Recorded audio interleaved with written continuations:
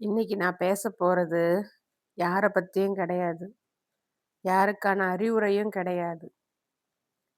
என்னுடைய சொந்த வாழ்க்கையில நார்சிஸ்டிக் அப்யூஸ் அப்படின்ற ஒரு விதமான பிரச்சனைய தாண்டி நான் எப்படி என்ன காப்பாத்திக்கிட்டேன் அப்படின்றத பத்தி தான் இன்னைக்கு நான் பேசணும்னு நெனச்சேன்.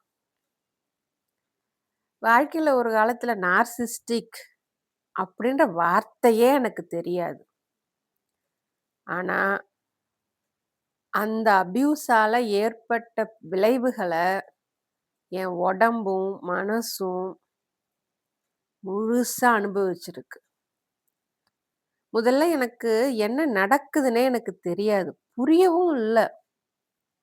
எப்பவும் எனக்குள்ள ஒரு கேள்வியா, இல்ல எனக்குள்ள ஒரு சிந்தனை ஓடிட்டே இருக்கும்.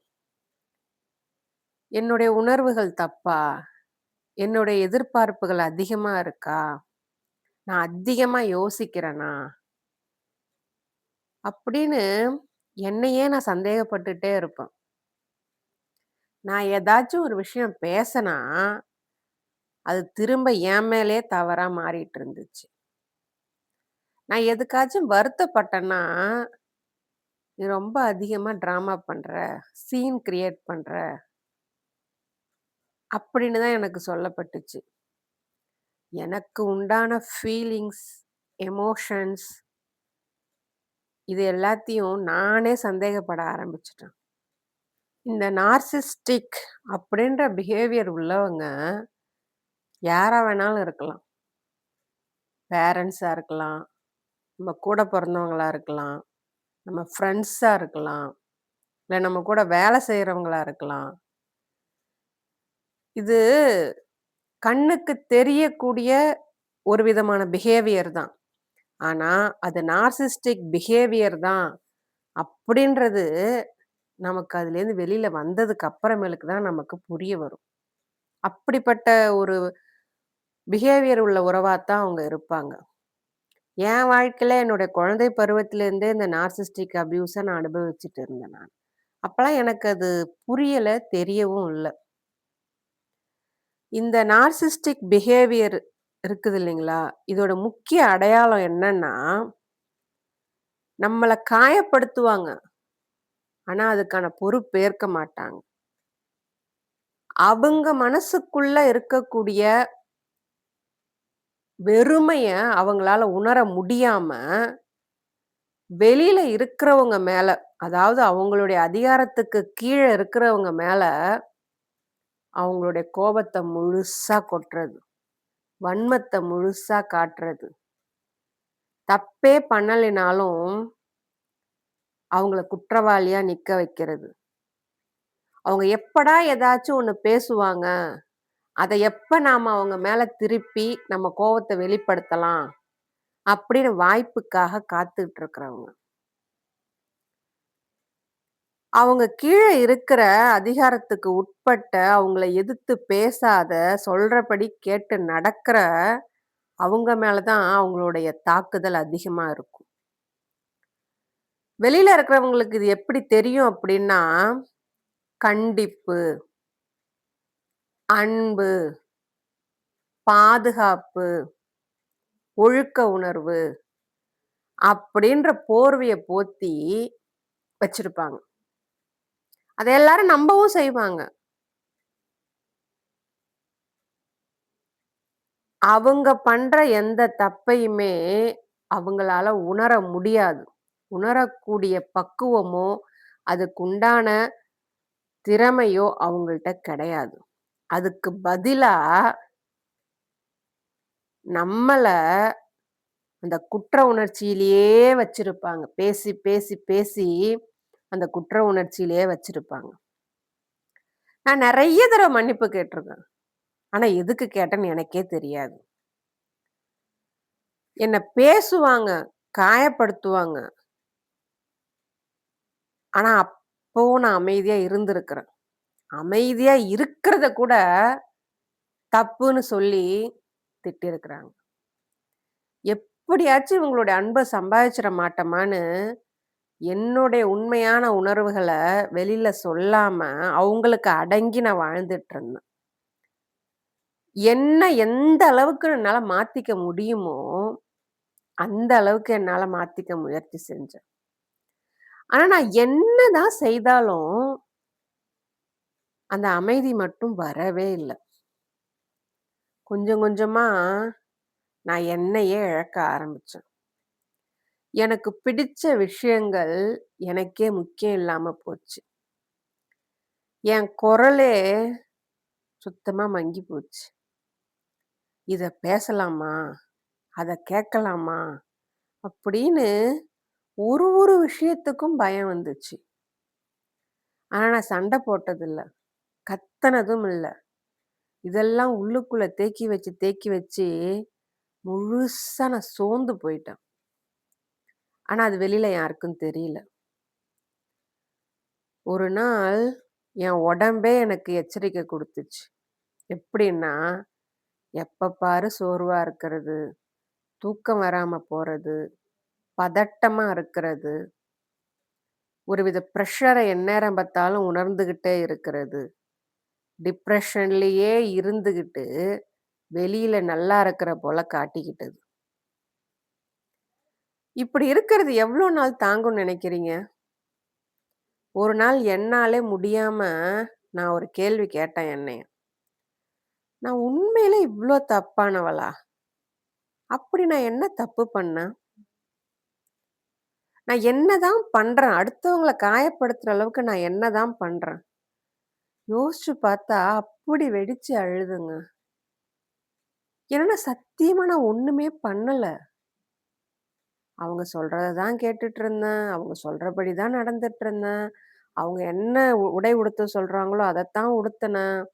அவங்க நிக்க சொன்னா நின்னேன். நடக்க சொன்னா நடக்குனேன். இத படின்னா இத படிச்சேன். அத படின்னா அத படிச்சேன். அங்க போய் ஒரு இடத்துல உட்காருன்னு சொன்னாங்கன்னா உட்காந்துருப்பேன். அவங்களா சொல்ற வரைக்கும் எழுந்திருக்க மாட்டேன். இப்படிலாம் இருந்தேன். நான் கடைசி வரைக்கும் அவங்க என்ன இப்படிதான் நடத்திட்டு இருந்திருக்கிறாங்க. எப்போ என் மேல தப்பு இல்ல அப்படின்ற கேள்விக்கு பதில் எனக்கு கிடைச்சதோ, அதுதான் நான் முழிச்சுக்கிட்டேன் அப்படின்றதுக்கான முதல் படியா எனக்கு தெரிஞ்சது. நான் கொஞ்சம் கொஞ்சமா என்ன நடக்குதுன்னு கவனிக்க ஆரம்பிச்சேன். நான் என்ன பேசினாலும் அது ஏன் எனக்கு எதிரா திரும்புது? எனக்குன்னு ஒரு எல்லைகள் நான் வச்சுக்கிட்டா, அத ஏன் எல்லாரும் மீறுறாங்க? எனக்குண்டான எமோஷன்ஸ், ஃபீலிங்ஸ் எப்ப பாரு அத ஏன் எல்லாருமே துச்சமா நெனைக்கிறாங்க? அப்பதான் புரிஞ்சுது, அந்த நார்சிஸ்டிக் பிஹேவியரோட முக்கியமான ஒரு கட்டம் என்னன்னா, அவங்க எப்பவும் நம்மள அவங்க கட்டுக்குள்ள வச்சிருக்கணுன்றது, அவங்க அவங்களுக்குள்ளேயே எழுதிக்கிட்ட சட்டம். இந்த சட்டத்த ஒரு இம்மி அளவு நம்ம தாண்டுனா கூட, அவங்களால அத தாங்கிக்க முடியாது. ஆனா இதுலேருந்து நான் வெளில வரணும்னு முடிவு பண்ணிட்டேன். நான் சண்ட போடல. நான் செய்தது சரின்னு நிரூபிக்கவும் இல்ல. ஆச்சு எல்லாம் வாழ்க்கையில என்ன சுத்தி இருந்த எல்லா நார்சிஸ்டிக் உறவுகளையுமே, அதனுடைய அபியூஸையுமே நான் அனுபவிச்சு, வாழ்க்கையில நான் என்னால தனியா நிக்க முடியுன்ற ஒரு நெலைம வந்தப்போ,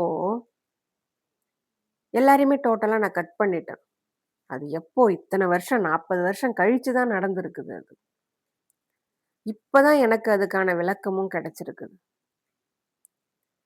கொஞ்சம் கொஞ்சமா நார்சிஸ்டிக் உறவுடைய விளைவுகள் தெரிய ஆரம்பிச்சதுக்கு அப்புறமேலுக்கு, என் வாழ்க்கையில நடந்த நெறைய விஷயங்களுக்கு எனக்கு விளக்கம் கிடைச்சது. கட் பண்ணிட்டேன். சுத்தமா கட் பண்ணிட்டேன்.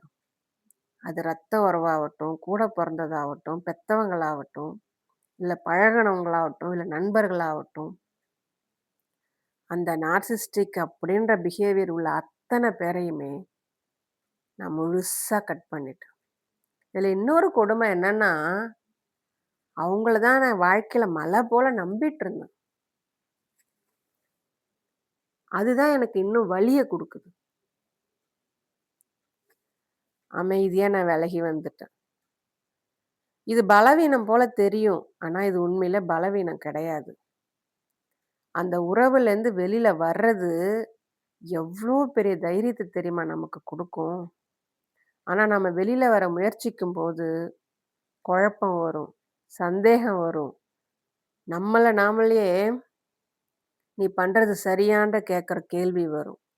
ஆனா இது எல்லாத்தையும் தாண்டி நம்ம வரும்போது, இதுதான் ஹீலிங் அப்படின்றது நமக்கு தெரியவும் வரும். இது சந்தோஷமான விஷயம் கிடையாது வெளில வர்றது. நெறைய காயங்கள், நெறைய தாண்டணும். நான் அத எல்லாத்தையுமே தாண்டி வந்தேன். எனக்கு இப்ப அவங்க மேல யார் மேலயும் குறை சொல்ல வேண்டிய அவசியமே எனக்கு இல்ல.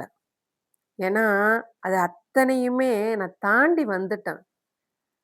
பொதுவா இந்த நார்சிஸ்டிக் பிஹேவியர் உள்ளவங்க, புத்திசாலியாவும், மன வலிமை உள்ளவர்களையும், வலிமையானவர்களையும் தான் அதிகமா தாக்குவாங்களாம். ஏன்னா, அவங்களால தான் எதையும் அதிகமா புரிஞ்சுக்க முடியும். எந்த உண்மையும் எளிதா அவங்களால புரிஞ்சுக்க முடியும், கண்டுபிடிக்கவும் முடியும். அந்த உண்மை அந்த நார்சிஸ்டிக் பிஹேவியர் உள்ளவங்களுக்கும் தெரியும். அத அடக்கறதுக்காகத்தான் வலிமையானவங்க, மனதைரியம் உள்ளவங்கள தான் இவங்க வந்து அதிகமா தாக்குவாங்க. இதுலேருந்து வெளில வரும்போது, எனக்கு இருந்த பெரிய சவால், என்னுடைய ஒர்த்து என்னன்றது எனக்கு தெரியாம இருந்தது தான். ஏன்னா, அதான் அவங்க சுக்குநூறா போட்டு உடைச்சுட்டாங்களே! நான் எதுக்குமே ஒர்த் இல்லன்ற அந்த ஒரு விஷயத்த எனக்குள்ள பதிய வச்சுட்டாங்க. அத உடைக்கிறது நெறைய சவாலா இருந்துச்சு எனக்கு. நெறைய கஷ்டமாவும் இருந்துச்சு. எனக்குள்ளே நான் போராட வேண்டியதா இருந்துச்சு. ஆனா, அத அத்தனையும் தாண்டி என்ன நான் காப்பாத்திக்கிட்டேன். இதுல அவேர்னஸ் அந்த விழிப்புணர்வு இருக்கு பார்த்தீங்களா? அதுதான் நம்ம சர்வைவலுக்கான முதல் படி. இது நார்சிஸ்டிக் அப்யூஸ் அப்படின்ற அந்த உண்மைய நம்ம புரிஞ்சுக்கிறது தான் அதுலேருந்து வெளில வர்றதுக்கான முதல் படி. இன்னைக்கு நான் அந்த நார்சிஸ்டிக் அப்யூஸ்லேருந்து நான் வெளில வந்துட்டேன். அந்த அனுபவம் இப்ப என்ன எந்த வகையிலயும் காயப்படுத்தல. எனக்கு இன்னும் மேல வந்து அது விழிப்புணர்வு தான் குடுத்துருக்கு. அதனால தான் என்னால உங்கள்ட்ட இத தெளிவா பேச முடியுது என்னால. இனிமே அந்த தாக்கத்திலிருந்து வெளில வந்ததுனால, திரும்ப அந்த நார்சிஸ்டிக் அப்யூஸ என் வாழ்க்கையில நான் அனுமதிக்க மாட்டேன். இத கேட்கிற எந்த ஒரு பொண்ணுக்காவது, இது எனக்கும் நடந்திருக்குது. இதுக்கு காரணம் இதுதானா? அப்போ நான் தப்பானவ கிடையாதா? நான் ஒர்த் இல்லாதவ இல்ல. நான் சரியா தான் இருக்கிறேன். அப்படின்ற உணர்வு வந்துச்சுன்னா, என்னுடைய குரலுக்கான வெற்றி அதுதான். நீங்க தனியா இல்ல. இதே மாதிரி உலகத்துல நெறைய பேர் இருக்கிறாங்க. அதையும் தாண்டி நம்மால வர முடியும் அப்படின்ற நீங்க உணர்ந்தாலே போதும். இந்த தமிழ் பாட்காஸ்ட் கேட்கிற உங்களுக்கும், இதே மாரி நார்சிஸ்டிக் அப்யூஸ் நடந்திருந்தது அப்படின்னா, இல்ல நடந்துகிட்டு இருக்கு அப்படின்னா, உங்களாலயும் இத தாண்டி வெளில வர முடியும். அந்த தைரியம் உங்களுக்குள்ள இருக்கு. கொஞ்சம் முயற்சி எடுங்க. வலிக்கும், சந்தேகம் வரும், கேள்விகள் எழும். அத்தனையும் தாண்டி வெளில வாங்க. இப்போ என் குரல் உங்கள வந்து சேர்ந்தடைஞ்சிருக்கு இல்லைங்களா? அது மாதிரி உங்களுடைய கதையும் ஒரு நாள் இந்த உலகம் அறிஞ்சுக்கும். உங்களுடைய அமைதிக்கும், பொறுமைக்கும் நன்றி.